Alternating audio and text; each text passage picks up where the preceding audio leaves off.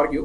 So అందులో ఆయన చెప్పడం ఏంటంటే ఈయన ఒక సెలబ్రిటీ అవ్వడం వల్లే ఈ స్టాంపీడ్ అయింది, ఈయనను చూడటానికి జనం ఎగబడ్డారు కాబట్టి, సో దాని వల్లనే ఇవాళ రోజు ఈ స్టాంపీడే ఒక ప్రాణం పోయిందని చెప్పి ఆయన వాదనలు చేయడం జరిగింది. Plus at the same time ఇలా బెయిల్ ఇస్తే ఈయన ప్రత్యక్షంగాను పరోక్షంగాను ఆ సాక్షుల్ని కానీ ఆ కేసుని కానీ ఇన్ఫ్లుయెన్స్ చేసే ఛాన్సెస్ ఉన్నాయని చెప్పి ఆయన వాదించడం జరిగింది. That is general arguments PP గారు వాళ్ళు చేస్తారు ఇది.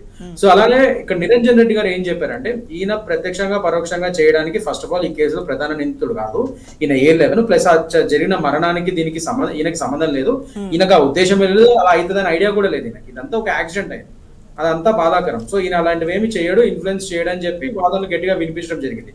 సో ఇవాళ రోజు మన నాంపల్లి కోర్టు మెజిస్ట్రేట్ వారు డెఫినెట్ గా నిరంజన్ రెడ్డి గారి వాదనకి ఏకీభవిస్తూ రెగ్యులర్ బెయిల్ ఇవ్వడం జరిగింది. అండ్ దానికి కండిషన్స్ ఏంటంటే it's conditional bail. Any regular bail definitely there has to be conditions. So conditions ఏంటంటే 2 షూరిటీలు, 50,000 రూపాయలు 2 షూరిటీలు అడిగారు. అట్ ద సేమ్ టైం ఇందులో కొన్ని ఇంపార్టెంట్ కండిషన్స్ పెట్టారు. అదేంటంటే ఇంకా ముందు ప్రెస్ లోను పబ్లిక్ లోను ఈ కేసుని ఇన్ఫ్లుయెన్స్ చేస్తూ ఈయన ఎటువంటి ప్రెస్ మీట్లు కానీ ఈ కేసు గురించి మాట్లాడతాం చేయకూడదు అల్లు అర్జున్ గారు. At the same time police వారి ఇంట్రాగేషన్ కి ఇన్వెస్టిగేషన్ కి ఈయన సహకరించాలి. ప్రతి ఆదివారం ఈయన ఎప్పుడైతే ఫ్రీగా ఉంటారో ఖచ్చితంగా వాళ్ళు ఒకవేళ ఇన్వెస్టిగేషన్ పిలిస్తే ఈయన ఫిజికల్ గా ఆ పోలీస్ స్టేషన్ లో ప్రెజెంట్ అవ్వాలి, ఇన్వెస్టిగేషన్ కి సహకరించాలి పోలీస్ వారికి. సో ఇలాంటి కొన్ని కండిషన్స్ పెట్టి ఆయనకి బెయిల్ ఇవ్వడం జరిగింది. So it's conditional bail.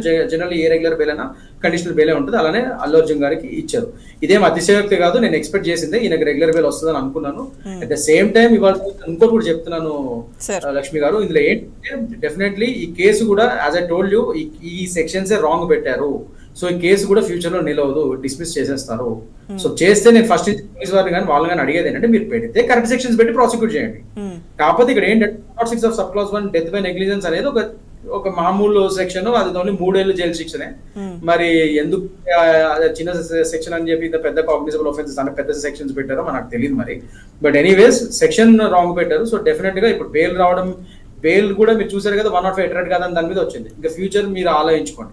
ఖచ్చితంగా ఈ కేసు కూడా ఇదే సెక్షన్ మీద వీళ్ళు ముందుకెళ్తే, చార్జ్ షీట్ కూడా ఇదే సెక్షన్స్ ఫైల్ చేస్తే సో నెక్స్ట్ ట్రైల్ కూడా ఈ కేసు నిలవదు, definitely it will be dismissed. Sir అయితే ఒక చిన్న డౌట్ సార్ కృష్ణకాంత్ గారు, అంటే ఇప్పుడు సెక్షన్స్ ఏవైతే మీరు పెట్టాల్సినవి కాదు అని చెప్పారు కొన్ని సెక్షన్స్, సో అవి పెట్టడం వల్లే అంటే ఎక్కువ ఫ్యూచర్ లో కేసు కూడా నిలబడే అవకాశం లేదన్నారు. ఓకే, ఇప్పుడు రెగ్యులర్ బెయిల్ కి సంబంధించి ఇవి కూడా ఈ సెక్షన్స్ వల్లే రెగ్యులర్ బెయిల్ రావడానికి ఎక్కువ అవకాశం ఉందంటారు, అంటే అడ్వకేట్ గా ఏం చెప్తారు? ఇప్పుడు అదే వచ్చింది. Yes exactly. ఇప్పుడు నిరంజన్ రెడ్డి గారు అల్లు అర్జున్ గారి తరపున లాయర్, న్యాయవాది, ఆయన అదే చెప్పారు. 105 దీనికి ఎందుకు అట్రాక్ట్ అవుతుందండి, ఇది కల్పబుల్ హోమిసైడ్ అనే పెద్ద సెక్షన్ ఈయనకెందుకు వస్తుంది, ఈయన ఏదో A11 అందులో ఒక స్టార్, ఈయన ఏమన్నా ఒక ఉద్దేశపూర్వకంగా ఇంత పెద్ద సీన్ క్రియేట్ చేసి ఒక స్టాంప్ ఫీడ్ అయ్యి ఒకళ్ళు చచ్చిపోవాలని చెప్పి వస్తాడా? ఆయన ఎక్స్పెక్ట్ చేస్తాడు అవన్నీ? ఆయన ఏదో పాపం ఫస్ట్ డే నుంచి ఇప్పుడు కాదు, పైగా 20 ఏళ్ళ నుంచి అదే